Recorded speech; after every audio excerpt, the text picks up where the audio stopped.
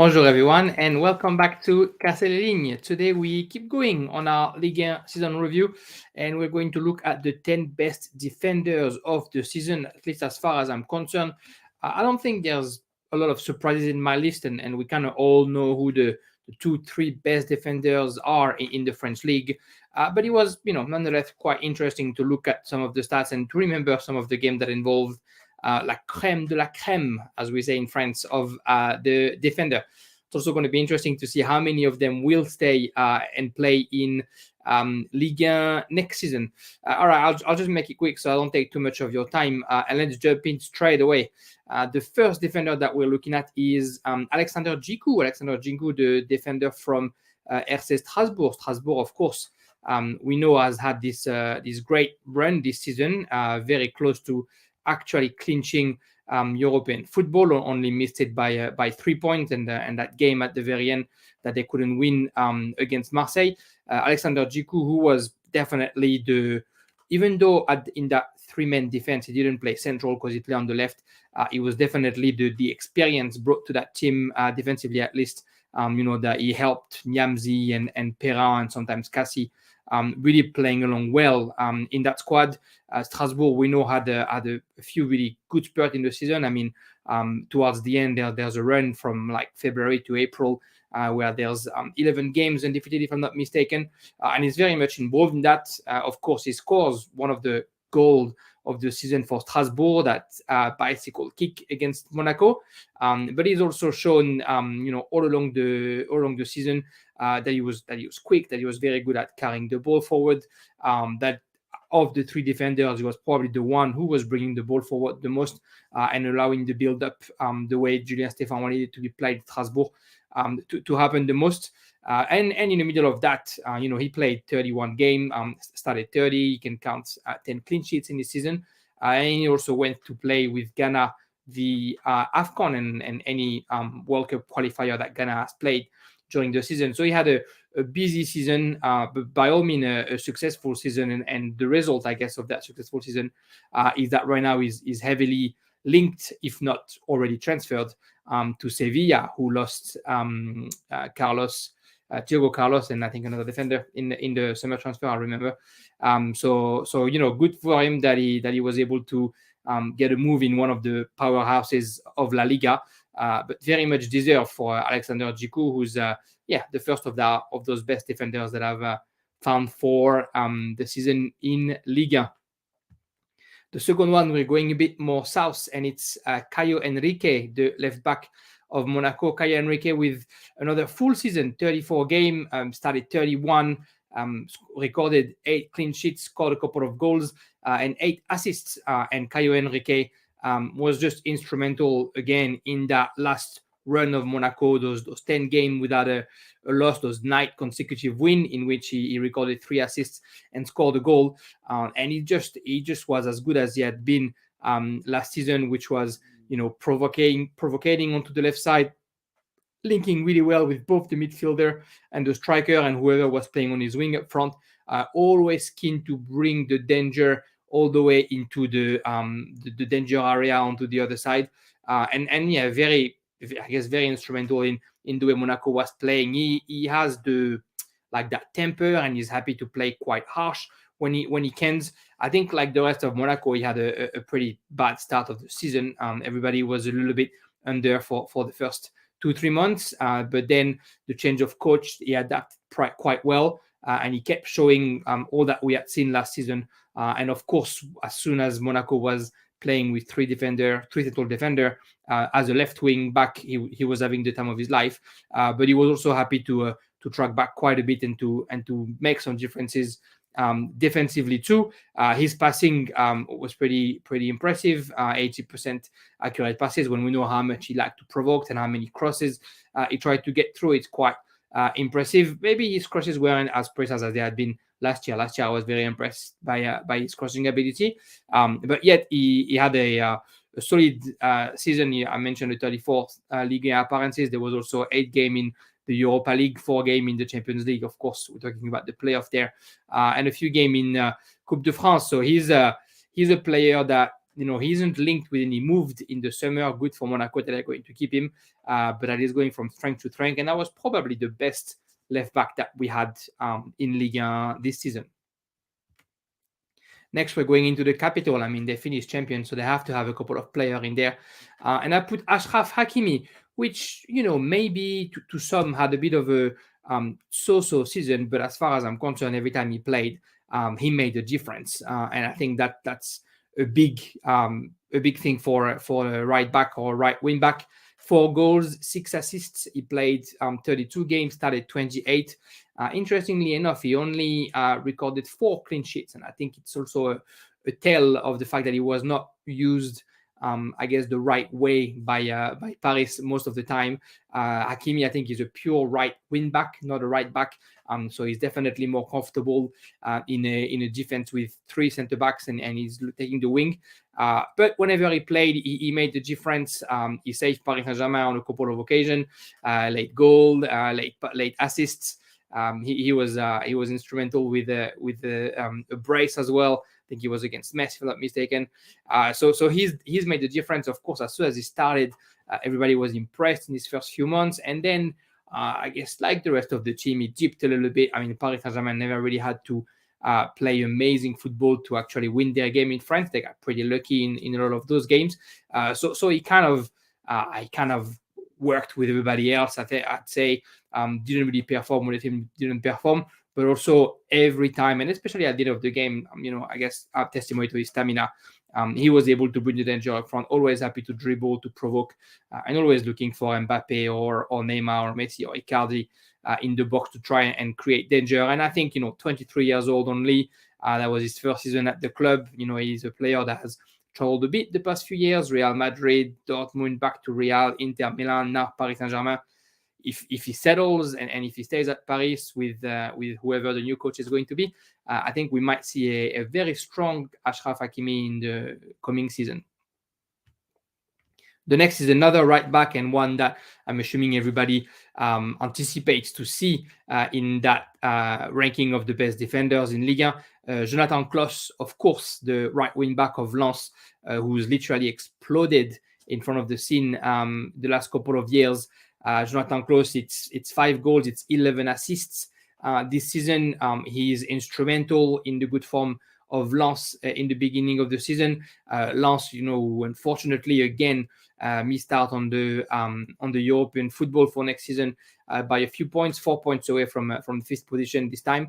But JeanCloise was just having another of those amazing seasons. Same thing, I think, when Lens didn't play well, he didn't play well either. But when they played right, he was instrumental on his right side on set pieces. I mean, he took most of the corner kicks that Lens had, and then he had a couple of stellar games. I guess he really enjoyed playing against Troyes. He must like champagne because in the first game in Lens, he scored 2 and got an assist, and the second game back in Troyes scored 1 and got an assist. So it's probably his favorite team to play right now.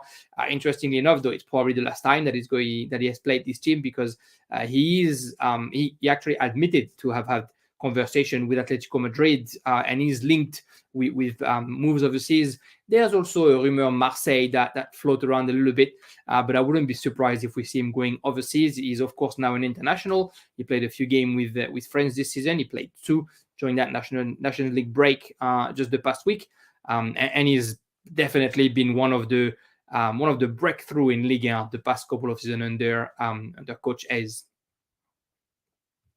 We're going to Nantes for my 5th defender, and André Girotto, who is one of the best Brazilian in Europe, according to SofaScore and to the rating that he had all season. André Girotto, who really did the job at Nantes next to Nicolas Palois in front of Alban Lafont, really helped Alban Lafont keeping as many clean sheets as possible. He got 8 clean sheets this season.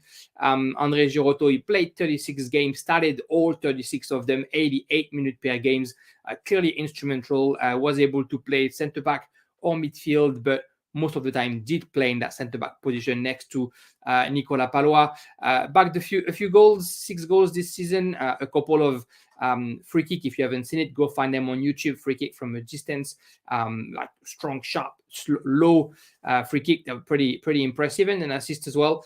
But really, the player who was launching the build-up play for Nantes, you had Palois, who was a bit of the enforcer, and Girotto, who added his technique to it. Very good positioning, and also very good at starting the build-up play for his team. Everybody expected Comboiré and Nantes to be quite a defensive unit this season. They were at times, but they were also able to come out really quickly and to be very good both in counter-attack and in just position football.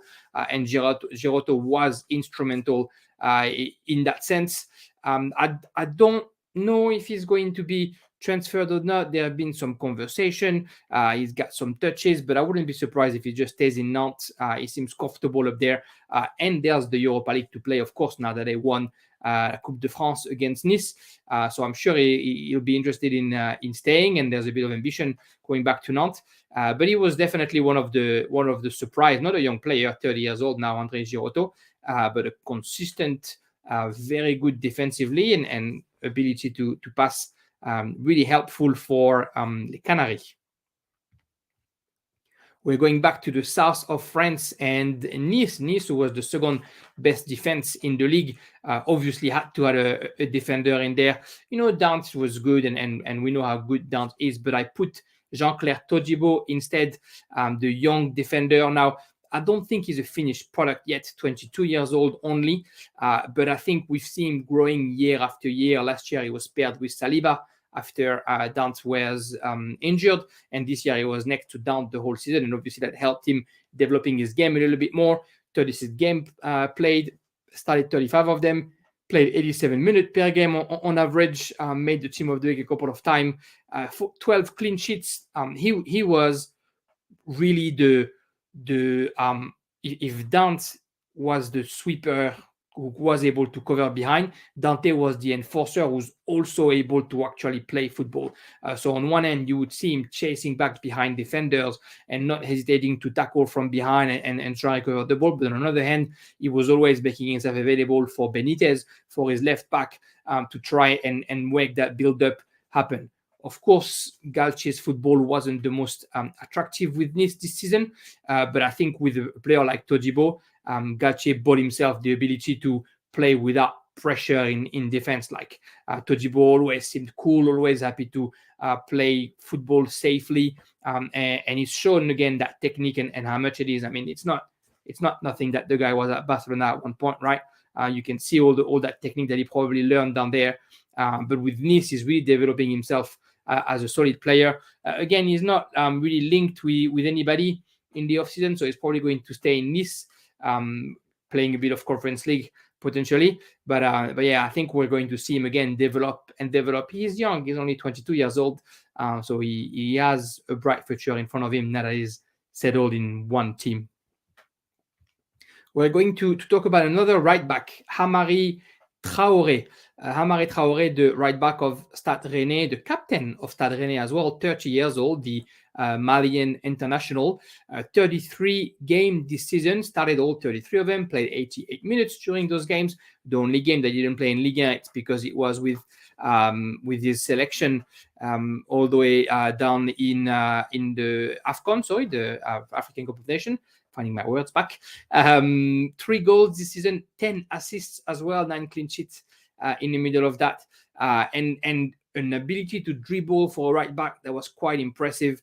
I mean, we've talked about Rennes and how great they've been offensively, free-flowing football or attacking football, and Hamari Traore was right in there. A couple of assists against Montpellier, a goal and an assist against Metz, and then he finished the season with a goal, like an assist against Reims the week after, an assist against Monaco the week after, an assist against Strasbourg the week after, a goal against Lorient. He was right in there with that form that Rennes was going to. I mean, Rennes was the best attack in Ligue 1 by far. And when you have a captain who plays right back, who's able to deliver you 10 assists, of course, it's going to help in that sense. At 30 years old, he's really finding his feet. It looks like he's really helping the team develop. There was a bit of chatter of him maybe leaving Dortmund. Took a look at him. I think it's a gamble, right, to take a 30-year-old defender and to put him out of where he is, I guess, in his element and one of the best players of the team because he's been there for so long. But maybe he'll go. I don't know if Genesio would be happy to lose him. But there's some young talents coming behind at Stade Rennais as well. Definitely a very important player in that squad and a very important player off the field as well. He's not the captain for the reason. He's very good at motivating his squad, at keeping his squad together, and he's no stranger to the great football that Rennes was playing this season.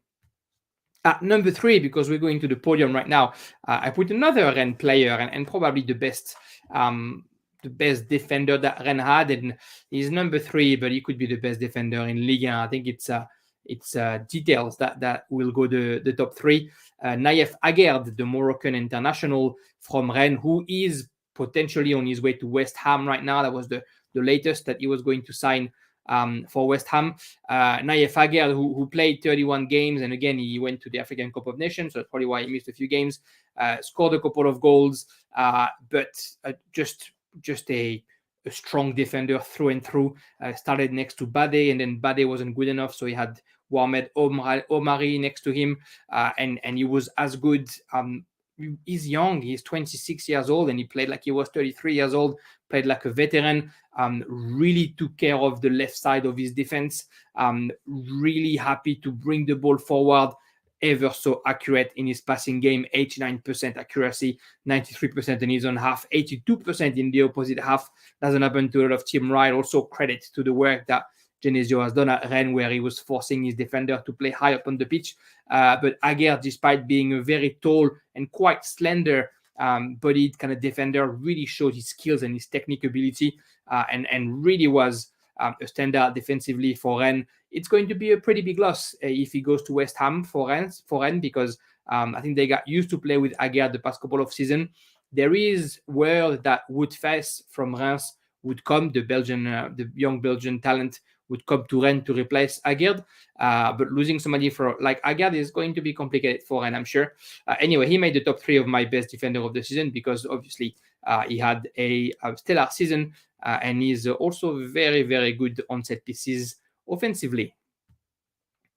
Number two is William Saliba from Marseille, who won best young player in Ligue 1, and rightfully so. 21 years old, 1.93 m, played 36 games in Ligue 1, but also played 7 games in Conference League, 6 games in Europa League, 3 games in the Coupe de France, and at the end got his call up in the French national team and played 3 games in that last Nations League break. Saliba, who's just been instrumental in that Marseille defense, whether they play with 3 centre-back or 2 centre-back. He was the one that was always going to be here. He was the lieutenant, only 21 years old, but so much confidence, so much maturity, so comfortable, ball to feet, always happy to play little passes in his half, in the other half.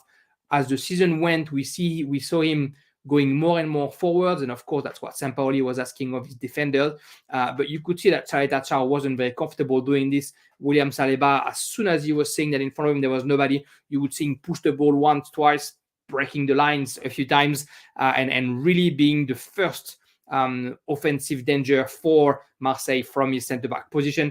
93% accuracy in his passing, 95 in his own half, 89% in his opposite half, which, same stats as Nayef Aguer kind of, but it shows how comfortable it was. 21 years old. I mean, he's a future talent. He looks awkward the way he runs. He looks awkward the way he controls the ball, but the ball stays in his feet. He's fast. We've seen him not hesitating to tackle from behind when whether it was Mbappe or Ben Yedder or Laborde. He was very comfortable with those defensive gests as well. And I think he's going to be. I don't think he's going to go back to Marseille. I think he's going to stay at Arsenal. I mean, they should keep a player like him, right? But I think he's going to be getting even better and better as the year go by. And I hope that he's going to go to the World Cup, because the year that he's done in Ligue 1 really is deserving of the World Cup in my humble opinion. And the last defender, and of course the best defender in Ligue 1, right? is Marquinhos, the Brazilian captain of Paris Saint-Germain, 28 years old. Just a rock. Played 32 games, started all 32 of them, played 89 minutes per game. Of course, you don't sub Marquinhos. 5 goals during that season, 13 clean sheets. It's interesting, right? You had Hakimi, who only had 4 clean sheets playing 32 games, but Marquinhos, who had 13 clean sheets, 9 more. So it kind of shows that when Paris were playing with the right tactic and when Marquinhos was here, the clean sheets were happening because they did finish the season well. Paris Saint-Germain, they played well the whole season. They had good results the whole season, I should say. They didn't play well the whole season. They had good results the whole season. But they ended, like free flowing once they were champion. It was 5 goals every game, etc. But Marquinhos actually was very important in that season. Saved Paris Saint-Germain a couple of times. Goal against Troyes, let go. I think it was early on. I think it was Saint-Etienne who got in the way. No, sorry, Lille, excuse me, of course. Against Lille, he scored an important goal as well. A couple of goals against Saint-Etienne, yeah, indeed, in Le Chaudron. And he really was maybe the only player with Mbappe that was actually having a good season at Paris Saint-Germain, I reckon, which is a bit sad for the French champion, but it's also the truth and what happened. It'll be interesting to see. I'm sure you'll be happy to see the changes from next season and to see the team actually playing better football. It's probably not with Pochettino. It's almost done, and it's not Pochettino with Luis Campos as sporting director and whoever is the new coach, whether it's Zidane or whoever else might come. I'm sure Marquinhos is looking forward to, kind of playing the way Paris Saint-Germain is supposed to play. He's probably looking forward to the World Cup with Brazil as well, because this is obviously one of the most important pieces in that selection as well. And we expected him to have a great season. He didn't disappoint. He had that great season. That mistakes against Real Madrid in quarterfinal will always happen, I guess. In round of 16 will always happen. I guess it's the only mistake he made. I think in the 6 years that I've seen him playing in Paris Saint-Germain, 8 years, not 6 years, 8 years. So he is, in my opinion, the best defender in Ligue, and he doesn't have much to prove to be it. He is a rock. He has the solidity mentally and physically to keep the players in check, and he is the real captain. It's hopefully he's going to stay as long as possible in Ligue 1, and we get to enjoy a little bit more of Marquinhos every weekend. That's it. That's my little best defenders in Ligue 1. Like I said, I wanted to keep it short and sweet, just 20 minutes. I'll keep going, of course, during this off-season. I'll talk about the midfielder. I'll talk about the forwards as well. And then I'll get my usual guests to come in as well before the season comes back to have a bit of fun and talk about French football in general. Thank you very much for listening to Casse les Lignes as usual. Love to hearing from you. If you have any question, if you have any comment, do you think that they were the 10 best defender, or would you have added anybody else? Don't hesitate to jump in and link in, and we're looking forward to another episode soon. Ciao, ciao, guys.